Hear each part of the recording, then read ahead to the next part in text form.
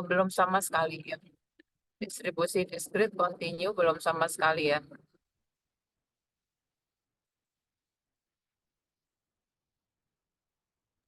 Untuk yang joint distribution-nya udah bahas yang tentang sama discrete sama continue-nya, Bu. Sudah. Iya, Bu, sudah.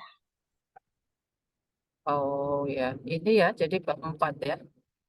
Joint distribution baru di awal.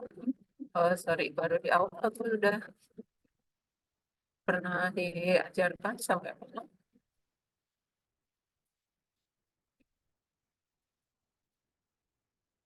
Awal ya. Iya, Bu. Udah itu udah sampai marginal juga, Bu. Udah sampai marginal. Sudah sampai ini. Iya, Bu. Yang diskrit sudah, Sudah, Bu. continue sudah ya. Iya, Bu. Ya, mungkin Ibu review lagi ya, karena di sini biasanya contoh-contoh itu digunakan pada contoh berikutnya. Jadi coba direview sebentar. Joint distribution ini adalah suatu peubah ajak ya. Biasanya kita mempelajari peubah ajak itu single, satu peubah ajak. Tapi untuk objek-objek amatan, kita juga bisa mengamati lebih dari satu peubah ajak. Sebagai contoh, misalkan melempar dua dadu secara bersamaan. Nah, peubah acak ke satu itu misalkan kita definisikan peristiwa muncul mata dadu berjumlah genap. Kita juga bisa mendefinisikan peubah acak lain dari pelemparan dua dadu itu, misalkan peubah acak dua adalah peristiwa muncul mata dadu kelipatan tiga. Dan kita bisa mendefinisikan lagi peubah acak yang lain selain dua peubah acak tadi dari peristiwa lemparan mata dadu, sehingga kita mempunyai peubah acak sejumlah N. Nah, peubah acak ini memiliki fungsi peluang, ya, fungsi peluangnya disebut fungsi peluang gabungan yang ditulis sebagai F, X1, X2, XK. Jadi ini X-nya kecil, itu menyatakan nilai dari suatu peubah ajak. Misalkan F 2, 3, 5 ya. Kan dua tadi adalah dari peubah ajak ke satu muncul mata dadu genap. Kemudian peubah ajak dua muncul mata dadu kelipatan tiga. Peubah ajak tiga muncul mata dadu kelipatan lima. Jadi kita misalkan ingin mengetahui peluang muncul 2, 3, 5. Ini sama dengan peluang X1 sama dengan suatu nilai X1, X2 sama dengan suatu nilai X2, XK sama dengan suatu nilai XK. Ini notasi-notasi, kemudian contoh di sini peubah acak diskrit yang berdistribusi.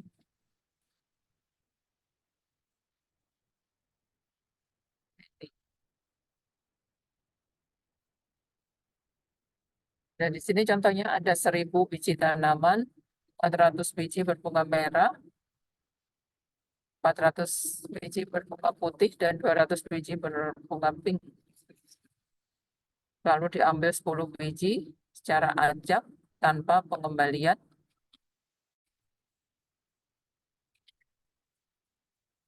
Di sini ditentukan peluang.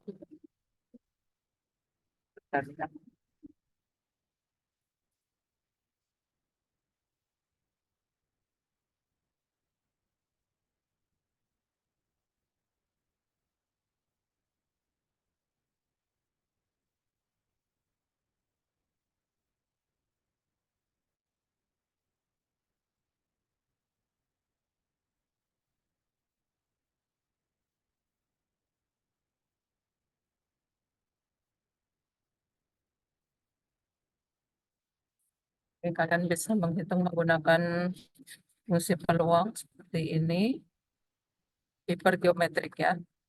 Kemudian juga contoh lain untuk distribusi diskrit yang gabungan, itu juga perluasan dari distribusi hipergeometrik dengan variabel sebanyak K.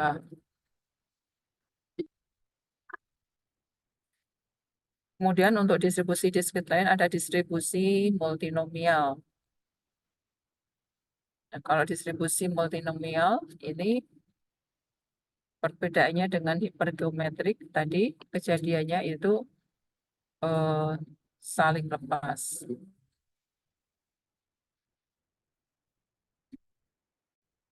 Ini contoh-contohnya nanti bisa digunakan di sini. Kemudian ini untuk distribusi diskrit yang diketahui fungsi gabungannya, kita bisa mencari fungsi marginal untuk nilai-nilai X1 maupun X2.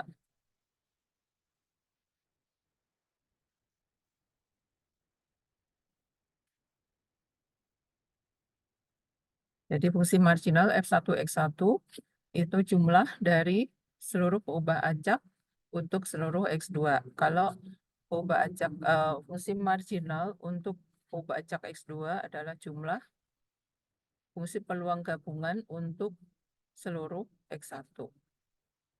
Jadi di sini kalau X1-nya itu nilai-nilainya pada baris, maka fungsi marginal itu jumlah seluruh peluang pada setiap baris. Sedangkan X2 pada kolom, maka fungsi marginalnya adalah jumlah seluruh peluang untuk setiap kolom. Mungkin kalian sudah familiar ya ini. Jadi di sini kita bisa menghitung fungsi peluang gabungan dan fungsi marginal. Sedangkan kalau distribusi kontinu,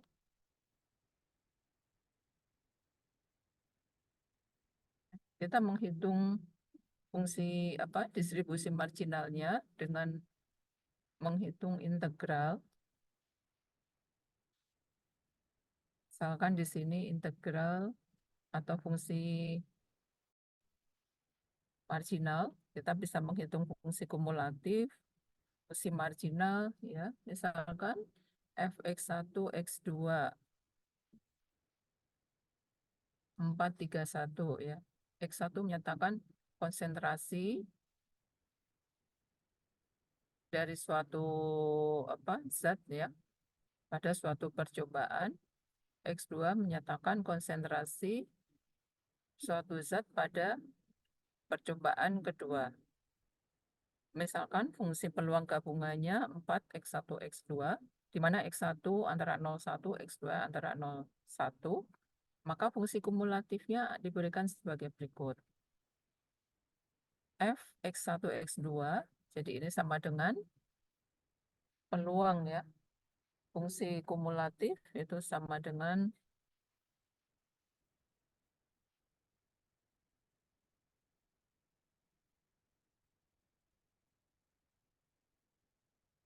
peluang X1 lebih kecil sama dengan X1, X2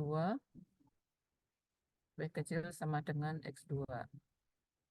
Sehingga dituliskan dalam bentuk integral min tak hingga sampai X1, min tak hingga sampai X2, F T1 T2 dt1 dt2. Ya, jadi karena di sini nilai batasnya adalah X1 X2, maka di sini peubah bebasnya dibedakan. Jadi di sini peubah bebasnya menggunakan variabel T. Diperoleh 4T1T2, dt1 dt2, dan substitusi X1 kuadrat, X2 kuadrat. Untuk fungsi kumulatifnya dapat digambarkan seperti ini. Untuk FKP marginalnya, ya ini menghitung peluang X1 plus X2 per 2 lebih kecil 0,5. Jadi kalian bisa menggambarkan lebih dahulu daerah R ya, daerah R untuk fungsi X1 plus X2 per 2. Jadi X1 plus X2 per 2 itu grafiknya berupa garis lurus yang memenuhi lebih kecil 0,5 itu ada di dalam segitiga ini. Sehingga peluangnya adalah integral lipat 2 dari fungsi gabungannya, lalu dx1, dx2. Di sini batas-batas untuk diintegralkan terhadap X1 dulu ya. X1-nya kan sumbu X ya, pada sumbu X. Jadi pada batas kiri itu 0, batas kanan 1 min X2. Kemudian untuk X2 itu Y yang vertikal, batas bawah 0, batas atas 1. Peroleh hasilnya adalah 6.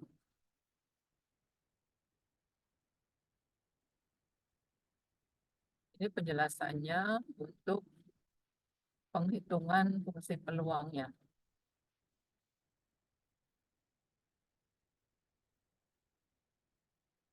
Kemudian untuk FKP marginal, kita dapat menghitung dari fungsi kumulatif marginal. Nah, ini ada fungsi kumulatif marginal. Itu adalah peluang X1 lebih kecil sama dengan X1, X2-nya bebas. Ya. Jadi di sini main tak hingga sampai tak hingga integral ft1t2 dt2 baru diintegralkan terhadap dt1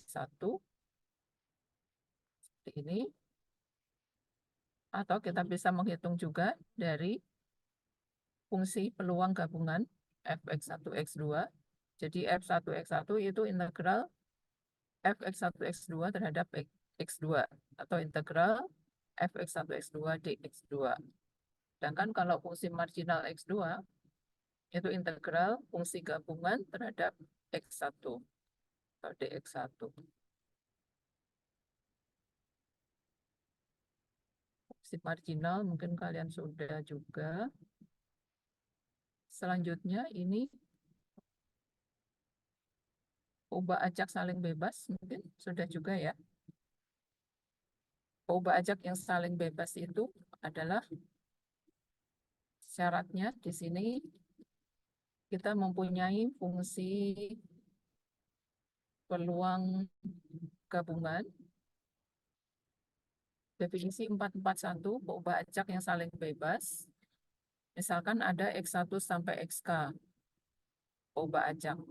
Dia dikatakan saling bebas untuk setiap AI lebih kecil BI apabila peluang gabungan X1 sampai XK lebih besar sama dengan AI, lebih kecil sama dengan BI, itu sama dengan perkalian peluang XI lebih besar sama dengan AI, lebih kecil sama dengan BI. Ya, jadi mereview kembali ke teorema tentang peluang. Jadi peluang ubah acak, dua peubah acak dari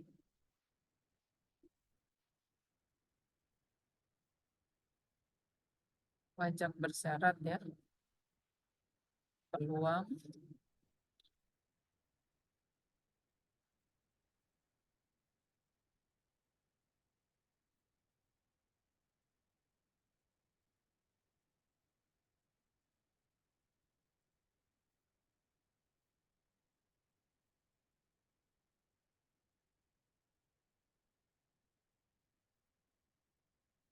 B.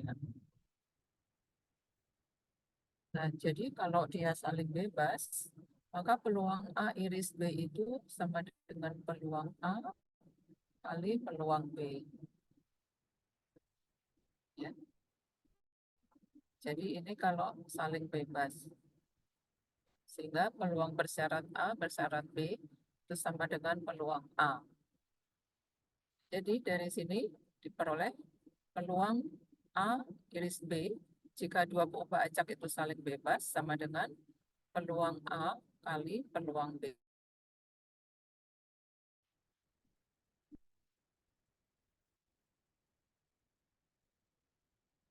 Atau di sini secara umum, jika ada perubahan acak X1 sampai XK, perubahan acak yang kontinu,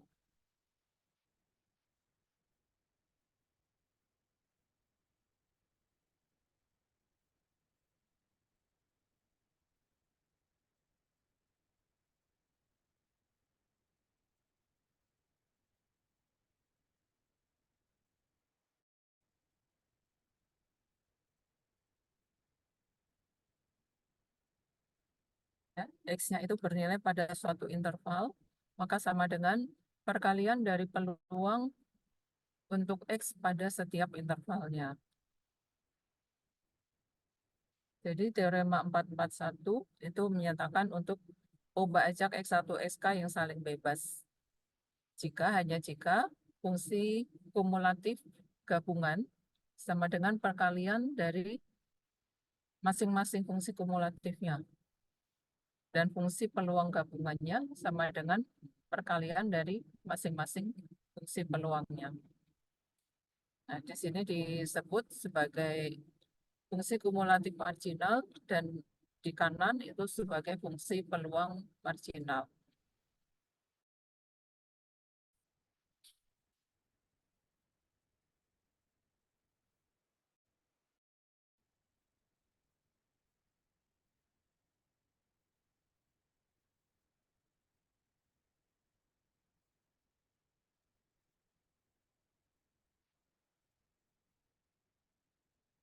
Dua peubah acak, teorema 442, dua peubah acak X1 dan X2 dengan fungsi peluang f X1, X2 saling bebas jika satu support set, ya. Jadi himpunan X1, X2 yang memenuhi fungsi peluangnya lebih besar 0 itu merupakan himpunan pada daerah kartesian A cross B. Ya. Jadi dia saling bebas jika dia merupakan suatu daerah cross A cross B, ya. Jadi yang merupakan daerah pada bidang kartesian. Kemudian fungsi peluang gabungannya dapat difaktorkan menjadi perkalian dari peluang X1 saja kali peluang X2 saja. Contoh 441, Fx1, X2 adalah 8X1 kali X2. Ini adalah dua perubahan ajaknya saling bebas, karena kita bisa memfaktorkan peluang gabungannya 8X1, X2 itu sebagai 8X1 itu fungsi X1 saja kali X2, fungsi X2 saja.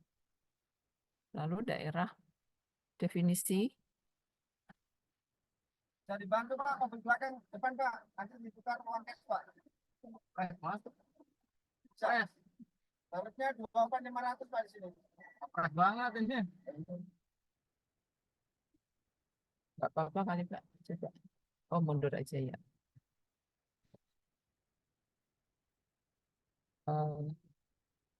Jadi itu bisa digambarkan dalam daerah R2, ya, daerah definisinya. Contoh 442, Fx1, X2 adalah X1 plus X2. Itu tidak bisa ditulis sebagai fungsi X1 saja kali fungsi X2. Ya, karena penjumlahan di situ tidak ada yang fungsi yang memenuhi.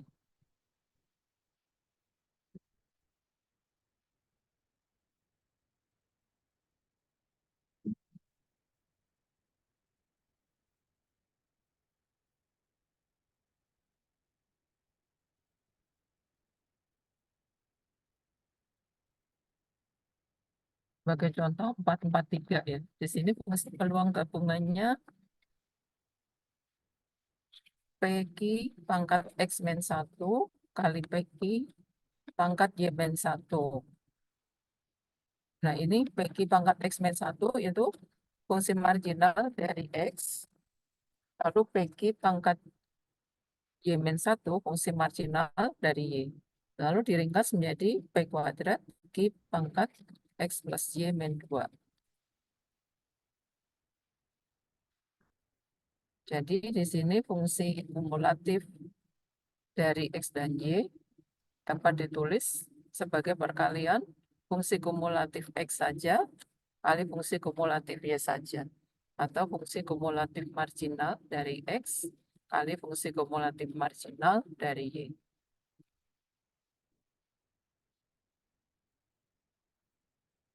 Contoh di sini, contoh lanjut, ada pembajak X dan T, di mana T itu sama dengan X plus Y.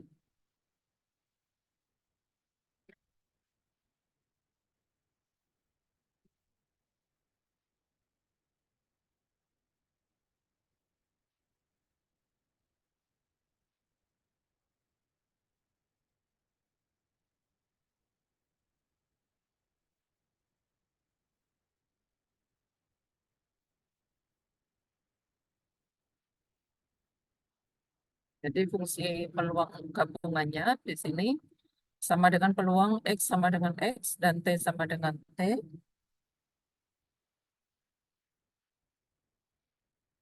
Lalu T-nya diganti sebagai X plus Y ya. T-nya sama dengan X plus Y. Atau Y sama dengan T min X. Jadi di sini ubah ajaknya diubah menjadi ubah ajak X dan Y, bukan X dan T. Sehingga di sini fungsi peluang gabungan X, T itu sama dengan fungsi peluang gabungan X, T min X. Dapat ditulis seperti pada di sini, karena di bawah itu X dan T saling bebas, maka menjadi PQ pangkat X min 1 kali PQ pangkat T min X min 1. Sederhanakan menjadi P kuadrat Q pangkat T min 2. Nah, ini berarti dari P kuadrat Q pangkat T min 2, kita melihat bahwa fungsi peluang gabungannya bisa dipisah. Bisa dipisah sebagai fungsi peluang X saja dan fungsi peluang T saja. Fungsi peluangnya untuk X itu kita anggap 1 dan sisanya kita anggap P ya, sisanya PQ pangkat T min 2 kita anggap sebagai fungsi peluang untuk T.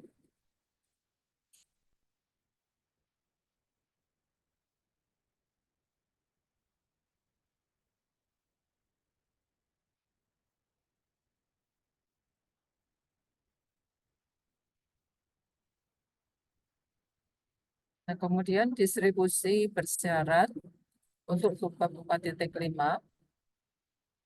Kita mengingat dari peluang bersyarat ya. Peluang A bersyarat B. Jadi A itu suatu kejadian, B juga kejadian. Peluang kejadian A dengan syarat B sudah terjadi. Menurut teorema sebelumnya, ini sama dengan peluang A iris B. Jadi peluang A, peluang kejadian A dan kejadian B dibagi dengan peluang B. Sedangkan kalau dia saling bebas, peluang A iris B itu sama dengan peluang A kali peluang B. Sehingga jika dia saling bebas, A dan B-nya, maka peluang A iris B sama dengan peluang A.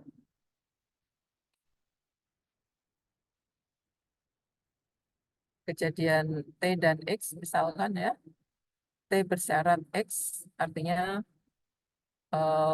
T terambil suatu nilai T kecil, dengan syarat X terambil X kecil, maka sama dengan peluang gabungan X sama dengan X, T sama dengan T dibagi peluang X sama dengan X. Gabungan XT, Fx, X.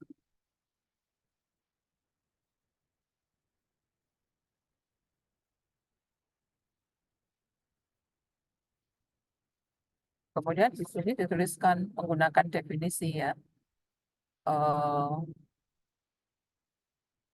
Fungsi peluang FKP X2 diberikan X1, ini sama dengan di atasnya, itu sama dengan fungsi peluang gabungan X1, X2 dibagi dengan fungsi marginal X1.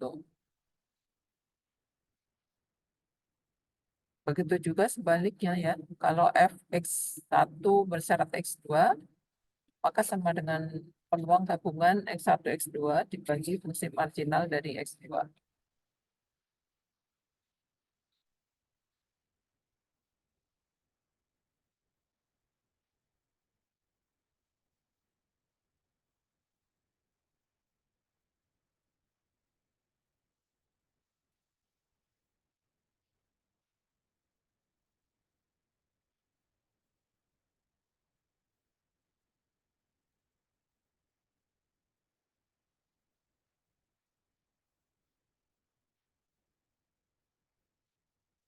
Sebagai contoh, kita menghitung peluang X2 pada interval AB dengan syarat X1 nilainya X1.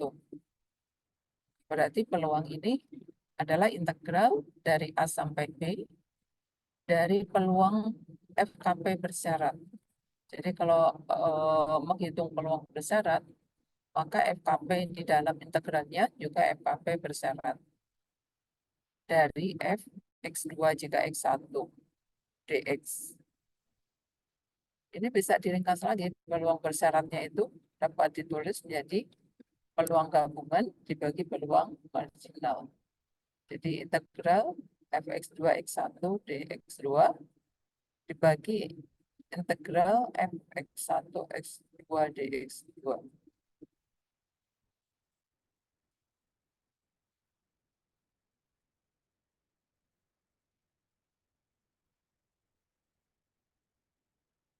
Ini ya, oh ya, keseluruhan ya.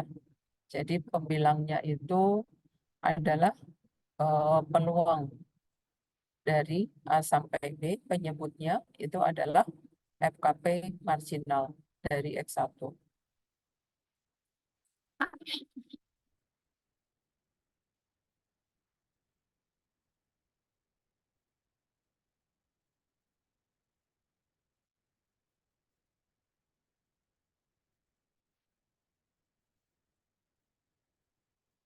Kemudian diperluas ya di sini, jika tidak hanya dua peubah acak, mungkin ada K peubah acak ya. Kita bisa menghitung juga peluang marginal, kemudian peluang bersyarat. Ini sama perhitungannya. Nah, jadi contohnya ilustrasinya ini suatu apa daerah yang dibatasi oleh kurva-kurva seperti ini.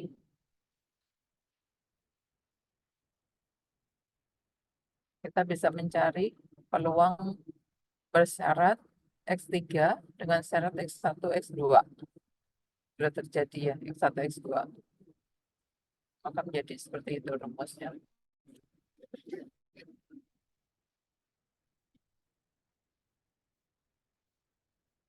Fx3 bersyarat X1, X2 itu sama dengan FKP gabungan dari X1, X2, X3 dibagi FKP marginal dari X1, X2.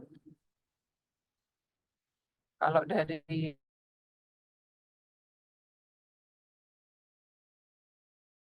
FKP gabungannya 6 dan FKP marginal X1, X2 itu 6 kali 1 min X2. Jika FKP bersyaratnya seperti ini. 6 per 6 kali 1 min X2 atau 1 per 1 min X2.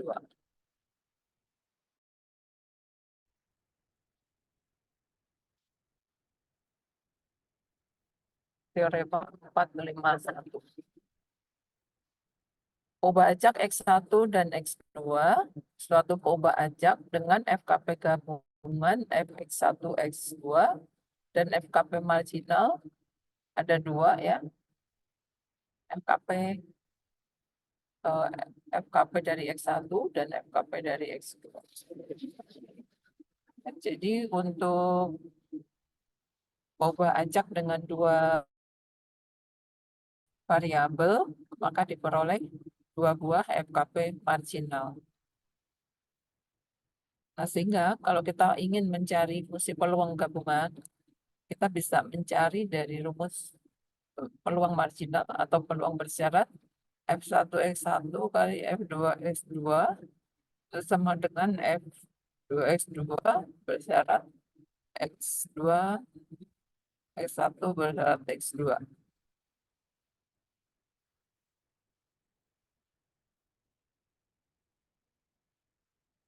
Karena X1 dan X2 saling bebas, maka pengaruhnya gimana? Jika X1 X2 saling bebas, maka FKP X2 bersyarat X1 sama dengan FKP X2.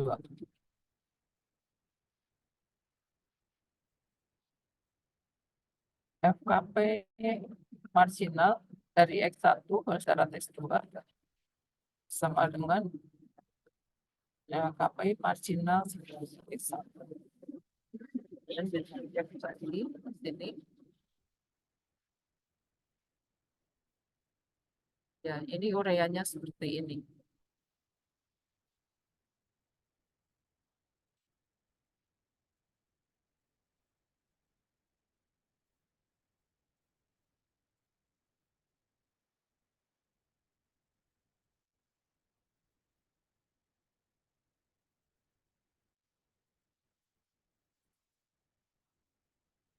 Contoh 451 ya. Jadi ini yang paragraf di atasnya itu notasi-notasi.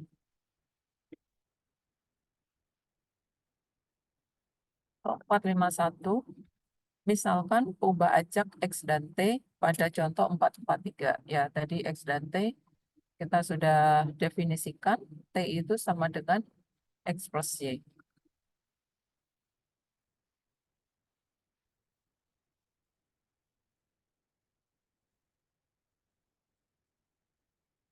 Misalkan X dan T pada contoh 443, maka peluang bersyarat dari T diberikan X sama dengan X adalah,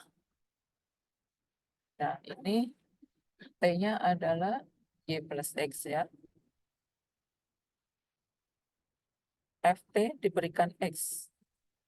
Jadi nanti jawabannya dalam T ya. Sama dengan P kuadrat I pangkat T min 2.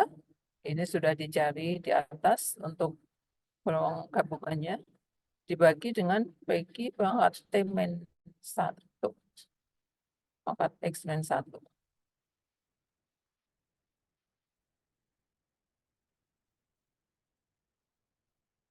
Nah, ini sama dengan PQ pangkat T min 2 min 1.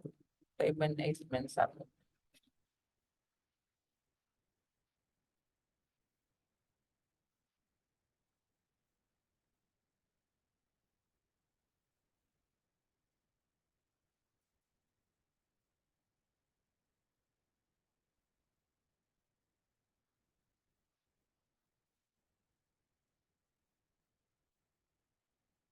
Oh, 452. Selembar atau apa ya, sehamparan flatland dalam bentuk segitiga sama kaki ya, segitiga sama kaki dengan titik-titik ujungnya itu 2 mil untuk selatan dan 1 mil untuk timur.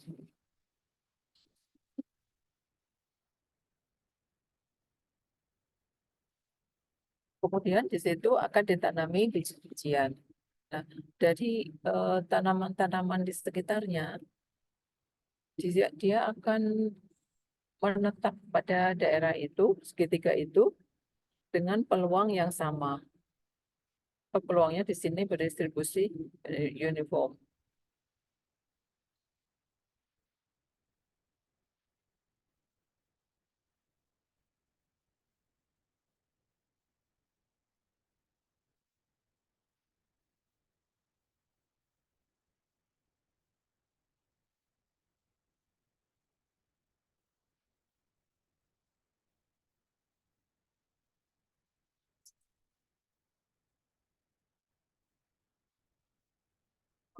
Kemudian di sini, jadi distribusi X dan Y uniform itu berarti eh, fxy-nya sama dengan suatu konstanta. Ya, FKP gabungannya adalah konstanta. Sebagai contoh, X-nya uniform. X-nya dari A sampai B dengan peluang sama dengan 1. Jadi peluangnya adalah F B min A ya. Sorry, B min 0 sampai B per B. Jadi di sini fungsi peluang gabungannya dapat ditulis sama dengan suatu konstanta yang lebih besar 0. Kemudian dari sifat 434 kita memiliki C sama dengan 1, sehingga FKP gabungannya ada 1 ya. XY sama dengan 1. Kita bisa mencari FKP marginal ya, FKP gabungan, FKP marginal untuk X dan Y ya, dari integral 1 dy ya, untuk Y-nya dari 0 sampai X per 2. X-nya di sini 2Y sampai 2.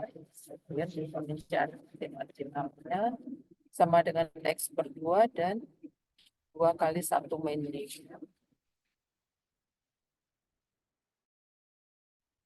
Ini kalau digambarkan, daerahnya itu berupa segitiga ya, karena di sini selatan sebanyak 2 satuan dan timur 1 satuan.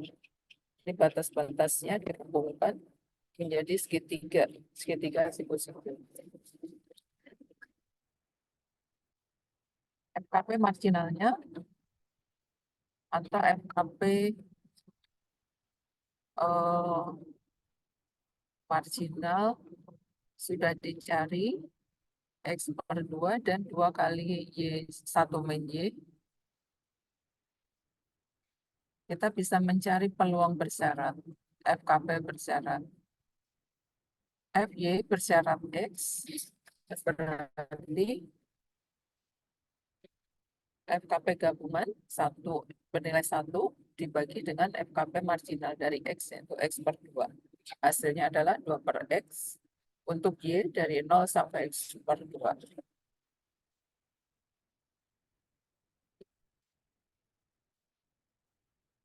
Kalian bisa cari coba FKP X bersyarat Y.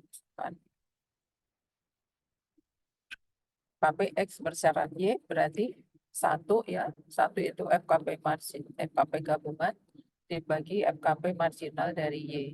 Jadi 1 per 2 kali 1 min Y. Untuk Y-nya dari 0 sampai X per 2. Jadi ini 0 sampai X per 2 itu daerah ini ya.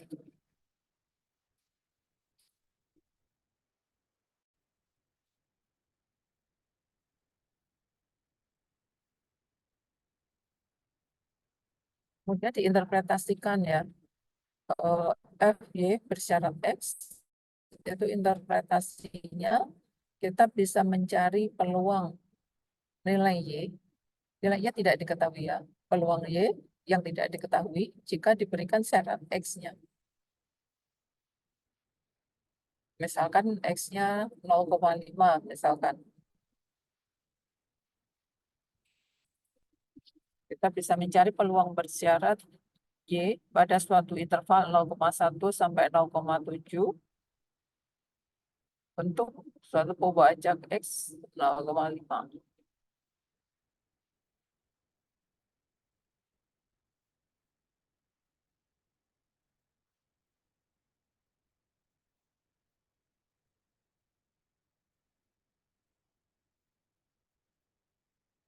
Ini kalian bisa lihat cara mencarinya, berarti ini interval 0,1 sampai 0,7 kali peluang bersyarat Y diberikan 0,5 X-nya. Peluang bersyarat Y disubstitusikan 2 per X ya.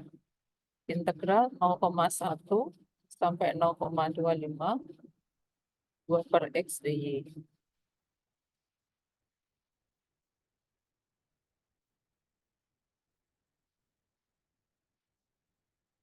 Jadi peroleh 0,6.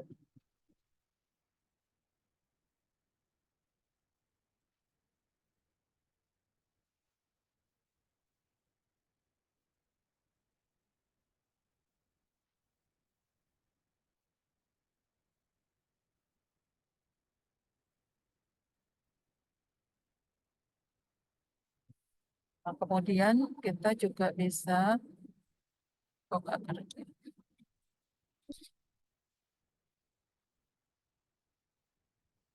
Ini ya, agak macet ini, nggak bisa digerakkan.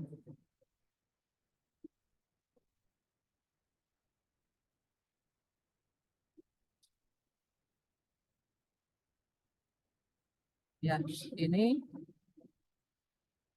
kita juga bisa, nah ini batas Y-nya 0,1 sampai 0,7. Di sini 0,1 sampai 0,25. Kita bisa melihat pada grafik ya. Untuk X 0,5 kan di sini ya. X 0,5 di sini. Dan kita lihat Y-nya. Y-nya 0,1 di sini. 0,7 di sini. Jadi untuk area yang berwarna putih ini bukan daerah definisi. Yang daerah definisi ada di dalam segitiga ini. Jadi di sini peluangnya 0. Jadi yang bukan peluang 0 atau peluangnya lebih besar 0, itu batasnya sampai 0,25. Sehingga di sini untuk integralnya dihitung dari 0,1 sampai 0,25. FY bersyarat 0,5, kita tahu fungsi marginal atau fungsi peluang bersyarat itu 2 per X ya, 2 per X. Jadi ini FY bersyarat 0,5, itu berarti 2 per X dengan X 0,5. Jadi 2 per 0,5. Ya. Jadi 4 DY. Lalu diintegralkan diperoleh peluangnya 0,6.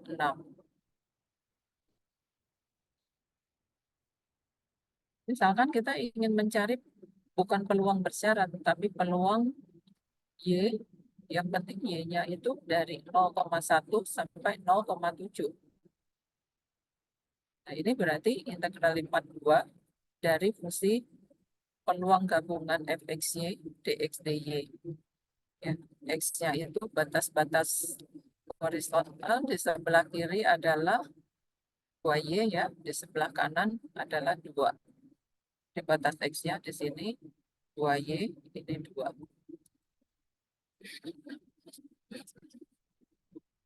Kemudian Y-nya 0,1 sampai 0,7. Kemudian yang di arsir ini adalah FKP marginal dari Y. Lalu substitusikan FKP marginal Y adalah 2 kali 1 PY DY ya, diperoleh 0,72.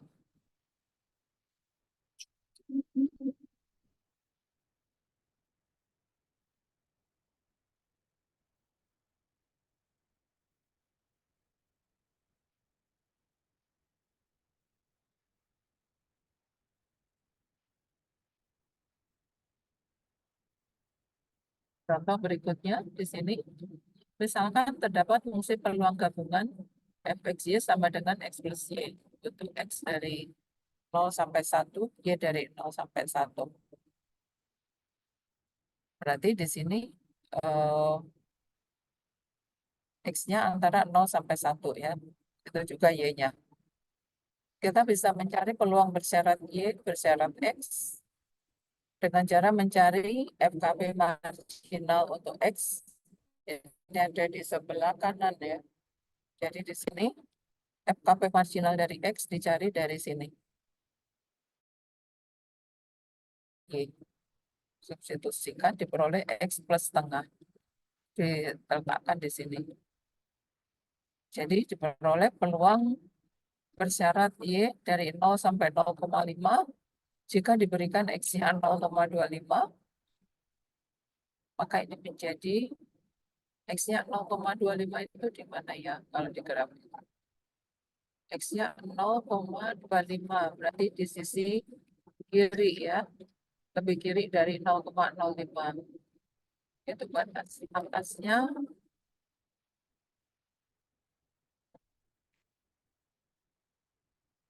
atasnya sampai 0,5 ya untuk Y-nya 0 sampai 0,5. Sehingga hasil integralnya seperti itu. Integral 0,25Y 0/0,25 plus 0,5 DY. Jadi peroleh sama dengan sepertiga.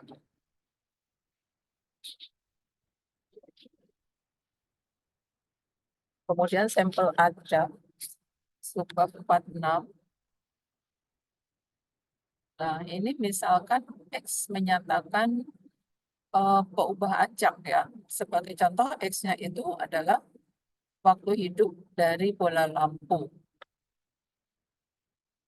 Maka Fx itu menyatakan fungsi peluang, kepadatan peluang untuk X.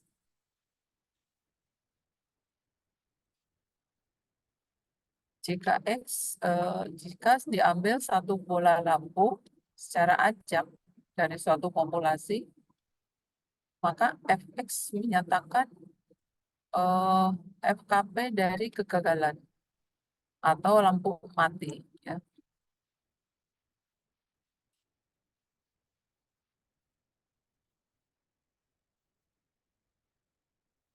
Nah, di sini ya, di sini menjelaskan tentang konsep sampel acak ya. Jadi misalkan bola lampu itu diproduksi oleh suatu pabrik. Karena dia pabrik, jadi produksinya cukup besar ya, bisa ribuan. Nah, kemudian si peneliti ingin mengambil secara acak 10 bola lampu. Di sini ada konsep saling bebas ya. Misalkan kita mengambil sampel acak pertama. Ini kita mengacak dari 1000 bola lampu itu ya. Jadi tidak berarti mengambil produksi pertama yang kita ambil. Itu berarti tidak acak kan. Atau produksi ke-10 yang kita ambil, berarti tidak acak juga. Pengambilan sampelnya di sini 1 sampai 10 itu acak. Misalkan untuk pengambilan sampel ke-1 sudah terproduksi 1000 bola lampu. Ya. Misalkan kita mengacak penomoran 1 sampai 1000, kemudian diambil secara acak diperoleh nomor 93. Ya, berarti bola lampunya sudah kita nomori dan yang kita ambil ada bola lampu nomor 93. Dan kita ukur waktu hidupnya. Waktu hidupnya misalkan dalam hari misalkan ya 200 hari misalkan. Lalu kita mengambil lagi sampel kedua. Sampel kedua itu sisa sampel yang tadi kita acak lagi. Kita acak, kita nomorin lagi dan kita ambil nomor secara acak, maka bola lampu dengan nomor yang terambil itu sebagai percobaan kedua. Misalkan kita ukur lagi usia bola lampunya ternyata adalah 250 hari. Begitu seterusnya sampai sampel ke-10.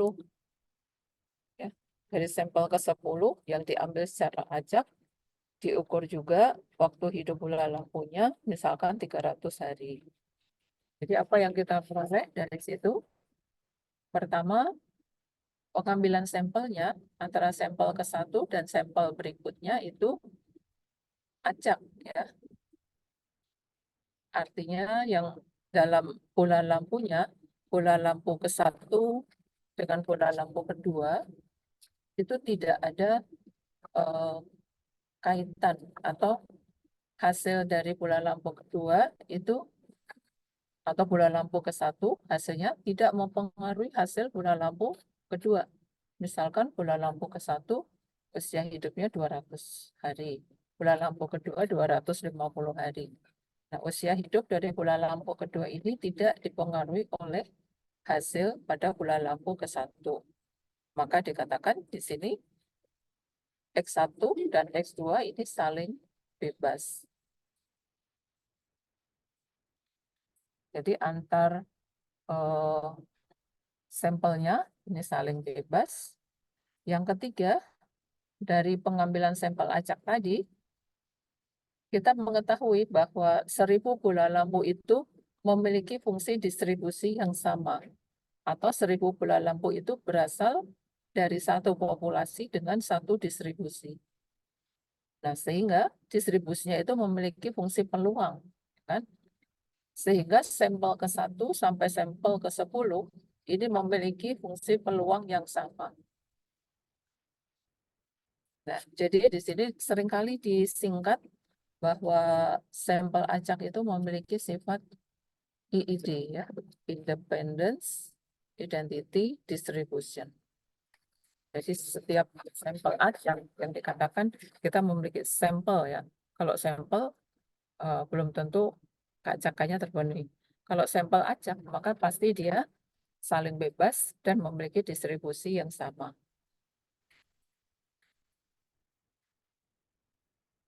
Nah, sehingga di sini kita tulis dalam definisi himpunan obat acak X1 sampai XN dikatakan sampel acak dengan size N dari populasi dengan fungsi peluang Fx apabila fungsi peluang gabungannya dapat ditulis sebagai Fx1 kali Fx2 kali Fxn.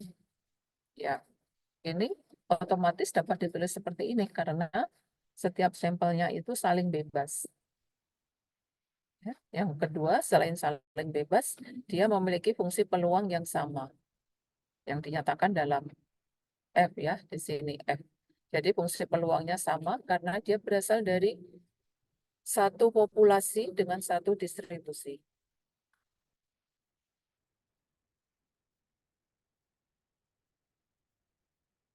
Jadi percobaannya saling bebas dan dia memiliki distribusi yang sama.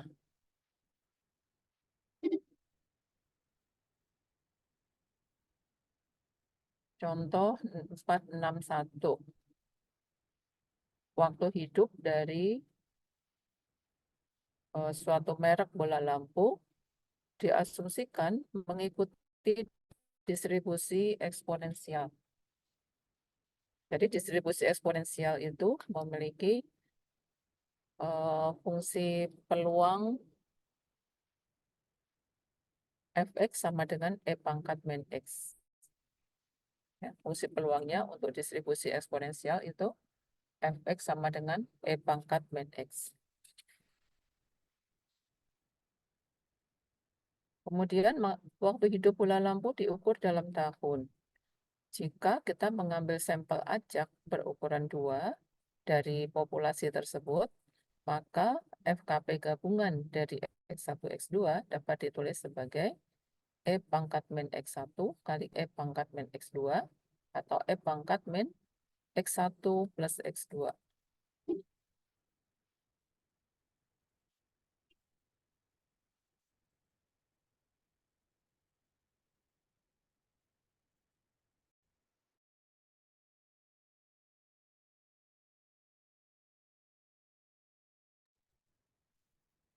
Berarti di sini misalkan kita ingin tahu berapa peluang bahwa waktu hidup 2 bola lampu adalah 0,5 tahun. Nah, ini adalah suatu kasus, ya, yang sering kita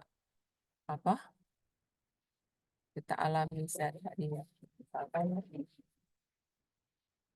kita membeli 2 bola lampu, ya. eh, kita ingin bola lampu ini awet gitu. Bola lampu ini awet.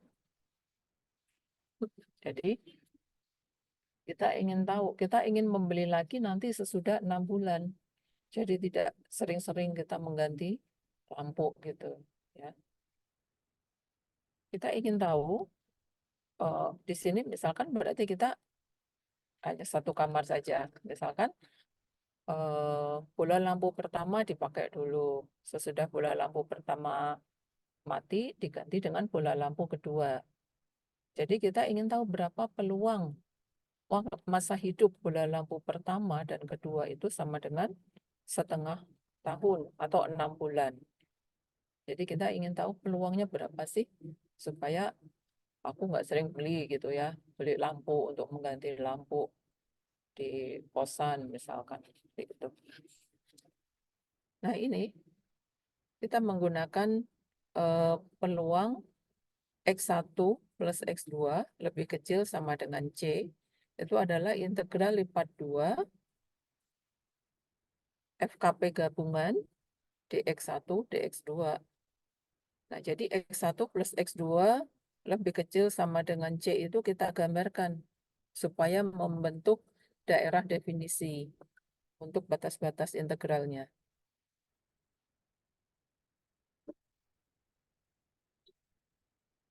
Jadi FKP gabungannya adalah E pangkat min X1 plus X2 dx1 dx2. Batas untuk X1-nya di sini kita lihat pada daerah definisi yang sudah kita gambarkan. Garis X1 plus X2 sama dengan 0,5. Maka di sini batas untuk X1 adalah 0 sampai C min X2. Sedangkan batas X2 0 sampai C. Diperoleh itu 1 min C E pangkat min C min E pangkat min C. Jika C sama dengan 0,5, maka peluangnya substitusikan ke hasil di bawah itu sama dengan 0,09. Jadi kalau kalian membeli 2 bola lampu di sini, peluang kalian tidak membeli lampu lagi selama 6 bulan itu peluangnya agak kecil ya. 0,09.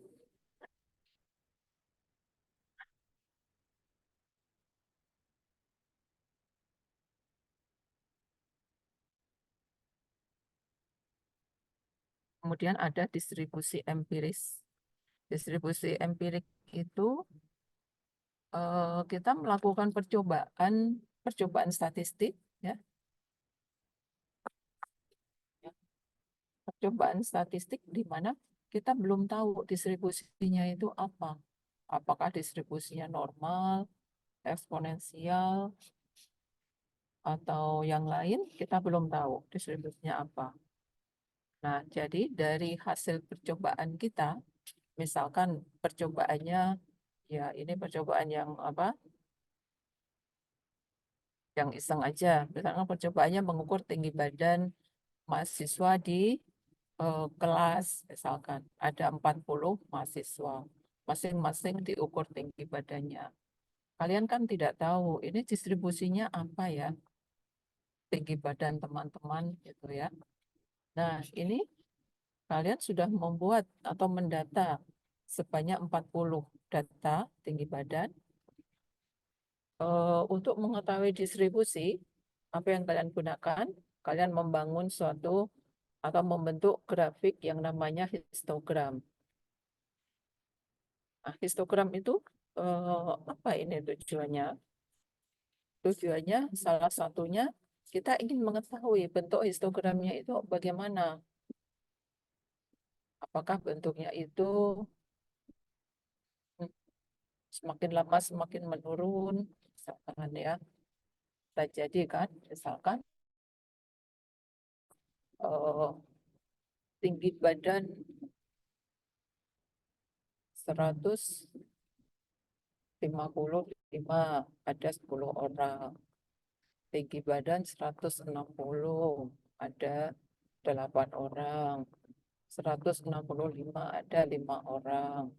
170 ada 4 orang.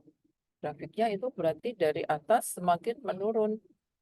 Oh ini berarti tinggi badan mahasiswa ini kira-kira ini grafik apa ini? grafik eksponensial. Tapi kalau grafiknya itu misalkan tinggi badan 155 3 orang, 158 6 orang. Jadi dia ada ketinggiannya itu di tengah-tengah itu. Maka ini grafiknya akan menyerupai bentuk apa? Oh, bentuk distribusi. Nah, Pak, bentar Pak, mau ngisi. Oh, oh.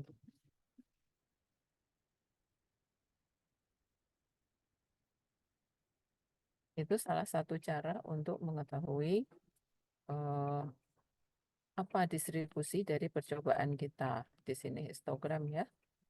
Membangun histogram untuk melihat bentuk dari distribusi dari data kita. Apakah bentuknya eksponensial atau bentuknya distribusi normal. Nah, kalau grafiknya seperti ini, kemungkinan distribusi dari data kita itu berbentuk eksponensial.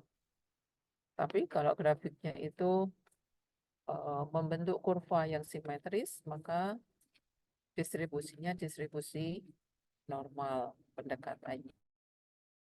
Ya. Dan ini akan kita uji lagi. Distribusi-distribusi yang cocok itu ada ujinya. Kalau distribusi normal, kalian bisa menguji dengan plot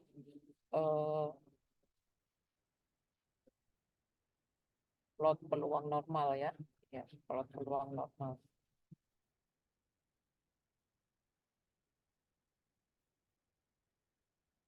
Kemudian di sini juga ada fungsi kumulatifnya. Nah, membuat fungsi kumulatif empirik. Nanti kita bandingkan dengan fungsi kumulatif dari suatu distribusi. Ya, boleh. Ya. Nah, fungsi kumulatif dari suatu distribusi, misalkan fungsi kumulatif dari distribusi normal ya. Kalian tahu dari distribusi normal, fungsi kumulatifnya seperti ini. Ini 0 ke atas. Ya. Kira-kira seperti ini.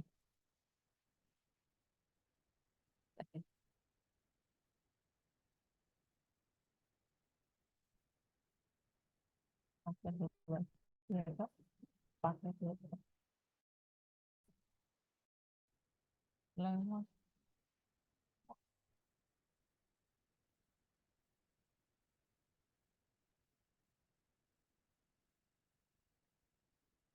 Ya. Nah, fungsi distribusi normal.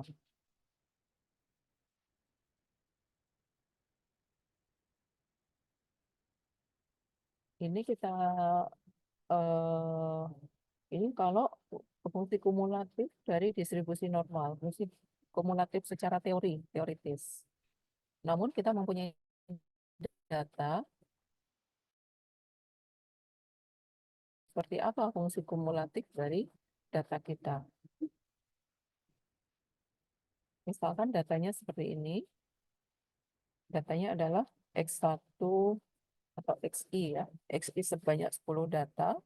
Kita ingin membangun fungsi kumulatif tapi dari data langsung yang dinamakan fungsi kumulatif empirik. Pertama-tama kita urutkan hasilnya adalah YI. Jadi dari XI diurutkan hasilnya adalah YI.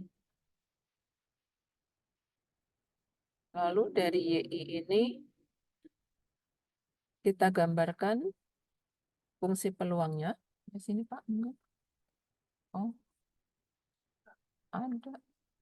Oh, di sana di depan. Hah?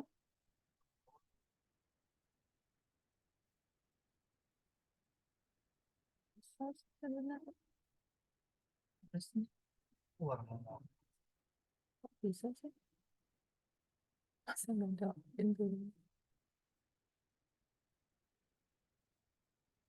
Kemudian ini kita bagi-bagi dalam interval ya. Jadi dalam interval Y1 lebih kecil Y2 sampai YN.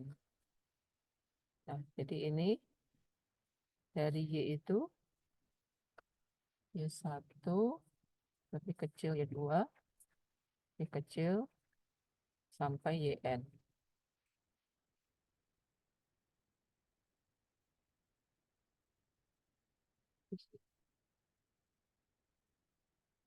Lalu kita melihat frekuensi dari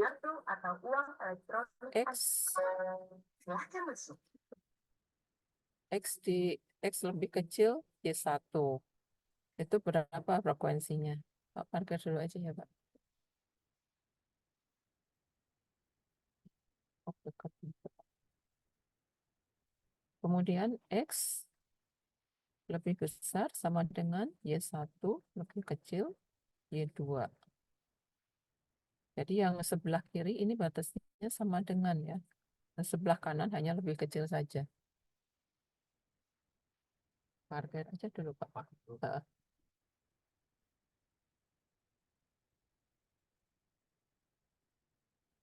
Dan ini dicari frekuensinya. Nah ini kemudian seterusnya ya. Sampai X lebih besar sama dengan Y N-1 lebih kecil YN. Yang terakhir, X lebih besar sama dengan YN. Nah, kalian catat semuanya frekuensinya ada berapa.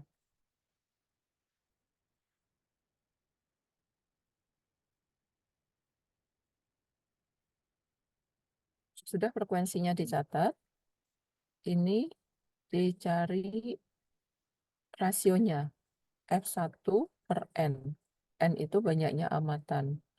Jadi misalkan di sini Nx distribusi empiriknya X lebih kecil, batas yang paling kecil 0,02. Frekuensinya 0 ya.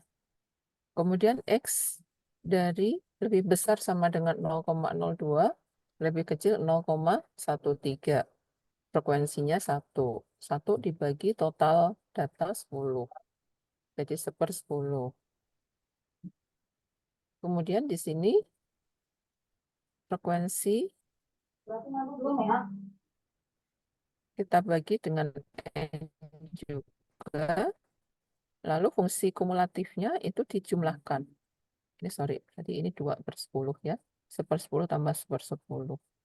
Terakhir ini 1/10. Nah, kalian bisa membuat distribusi frekuensi kumulatif. Jadi ini dibagi ini, kemudian ini dijumlahkan oleh ini. Di sini adalah jumlah ketiga ini. Dan seterusnya, yang terakhir ini jumlah keseluruhan, yaitu sama dengan 1. Lalu digambarkan dalam grafik, di sini adalah YI atau XI. Di sini adalah F besar X, fungsi kumulatif, Fnx. Grafiknya berupa fungsi tangga, kemudian di sebelah kiri ini penuh titiknya, karena di sini lebih kecil sama dengan, atau lebih besar sama dengan. Sebelah kanan ini lebih besar, jadi ini kosong grafiknya yang kanan. Ya. Hasil dari fungsi empirik ini kita bandingkan dengan F teoritis. Nah, ini grafiknya. Yang nyambung ini adalah fungsi kumulatif secara teoritis, dan yang putus-putus ini fungsi kumulatif empirik. Berarti di sini sangat dekat ya, sangat mirip dengan distribusi teoritis kita. Apakah itu distribusi normal atau eksponensial? Itu cara untuk mendeteksi suatu distribusi, bisa dengan distribusi empirik atau histogram. Di sini, ya ini histogramnya dibandingkan dengan suatu grafik teoritis dari suatu distribusi. Ini ya, kita menggunakan beberapa cara untuk mendeteksi atau mengetahui distribusi dari data kita. Ini baru melihat secara apa? Secara grafik ya, tapi nanti perlu diuji lagi. Misalkan untuk menguji fungsi distribusi empirik dengan teoritis. Di sini kita bisa menggunakan uji Kolmogorov. Uji Kolmogorov itu untuk menguji benar nggak ini cocok nggak distribusi teoritisnya untuk distribusi empirik. Nah, ini melihat dari selisihnya, selisih tertingginya di sini. Selisih tertingginya dibandingkan dengan selisih pada tabel. Misalkan ini selisih tertingginya. D itu sama dengan maksimum dengan Kolmogorov-Smirnov ya, harga mutlak XI min X misalkan. Jadi selisih maksimumnya. Ini kita bandingkan dengan D tabel. Kalau dia lebih kecil dari D tabel Kolmogorov, maka ini diterima hanonya berdistribusi normal misalkan. Tapi kalau jaraknya ini jauh, lebih jauh dibanding D tabel, berarti dia bukan ya, karena jaraknya itu sudah melebihi atau jaraknya itu berada di daerah penolakan. Jadi dia bukan masuk ke dalam distribusi teoritis yang kita pilih tadi.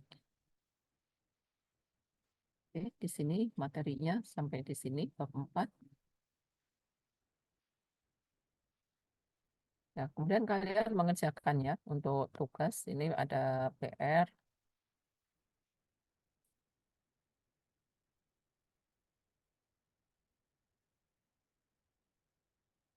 Tentang distribusi atau peluang bersyarat itu di nomor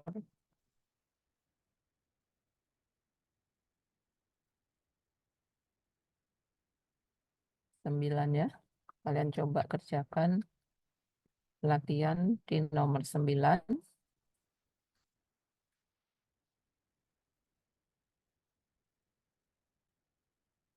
dan 10. 9 dan 10 sebagai PR ya. Boleh dikumpulkan di PJ masing-masing, kemudian ditulis di kata folio, dikumpulkan di PJ masing-masing dan diletakkan di meja Ibu ya. Oke, Bu akhiri dulu. Temuan kali ini. Assalamualaikum warahmatullahi wabarakatuh. Insyaallah sampai minggu depan ya. Terima kasih. Waalaikumsalam warahmatullahi wabarakatuh. Waalaikumsalam. Terima kasih banyak, Bu. Makasih banyak, Bu. Terima kasih.